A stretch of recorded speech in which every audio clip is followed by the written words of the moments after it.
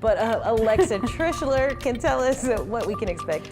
Yeah, we are actually going to stay quiet along the Gulf Coast. No tropical threats for us here at home in southeast Louisiana and South Mississippi in the next 10 days. But let's talk about Hurricane Lee.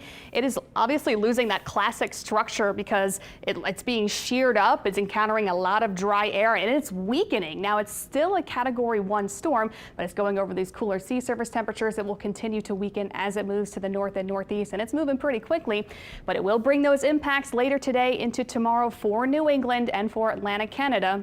Again, they'll be seeing those gusty winds and heavy rain, possibly some storm surge and coastal flooding. Should make landfall in western Nova Scotia by tomorrow evening and then continue moving northeastward through the Canadian Maritimes, eventually out over the open ocean again as we head into early next week. So good thing is that it's weakening, but still tropical storm force winds are possible along New England and into Atlantic Canada. They could see gusts up to 50, 60 miles per hour, especially Nova Scotia heading into tomorrow. So that's something they'll have to deal with. Luckily, even though it's similar to a nor'easter, thankfully it's not cold. Could you imagine if they had to shovel snow after that? At least they don't have to deal with any snow, but hopefully they'll just get through just fine. Elsewhere out in the tropics, we still have Margot just kind of looping out. That will stay out in the open ocean. Now we have Tropical Depression 15. This was Invest 97. It has strengthened now to Tropical Depression 15. It will probably become Nigel within the next few days, our next named storm. It looks like it's going to take a path towards Bermuda later next week. So we'll watch that for them, but it looks like it will stay away from the U.S. East Coast.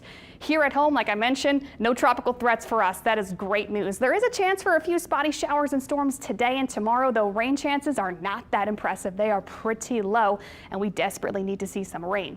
It's also going to stay pretty hot. No signs of fall coming our way, except for the fact we're going to have some drier air moving in by late Sunday. So it will feel a little less muggy and less humid going into early next week. Right now, some stray showers are popping up south of the lake, so we'll see some spotty showers and storms this afternoon, especially on the south shore. Keep that in mind. Have a 30–40% chance at best for rain today. It's going to be hot and muggy with high temperatures around 90 degrees, maybe some upper 80s since we have been dealing with some cloud cover today, but the sunshine is making its way through. So around 90 degrees New Orleans and in Slidell, upper 80s, lower 90s, give or take. This afternoon, here's what it looks like. Sunshine trying to break through the clouds, clouds lingering, some stray showers and storms getting fired up. Maybe some good soaking downpours in a few spots this afternoon. Not a bad thing. And then tomorrow, kind of the same deal. Most of us trend dry, though we can see a few spotty showers and storms getting fired up on your Saturday afternoon, really mostly on the south shore. Not a lot of rain coverage tomorrow, about a 20% chance of rain. If you will be out and about tonight, maybe heading to Friday night football games, any leftover showers this evening will wind down. We'll stay warm and muggy tonight with temperatures in the 80s, but we should trend dry heading into the evening.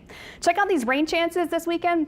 Not too high, 20%. And then we have that cold front coming in that will bring the drier air. We'll trend mostly dry Monday, Tuesday, but it will feel much nicer early next week and less humid. Luckily, rain chances should start to increase by the middle part of next week. But here's a look at that humidity forecast. The best thing coming our way is this drier air because it will make it feel pretty pleasant outside by the second half of Sunday, and that will continue into Monday and Tuesday. So we really don't see a big increase in our moisture content until probably Wednesday, Thursday. So it's going to be pretty nice, though it's not going to be any cooler.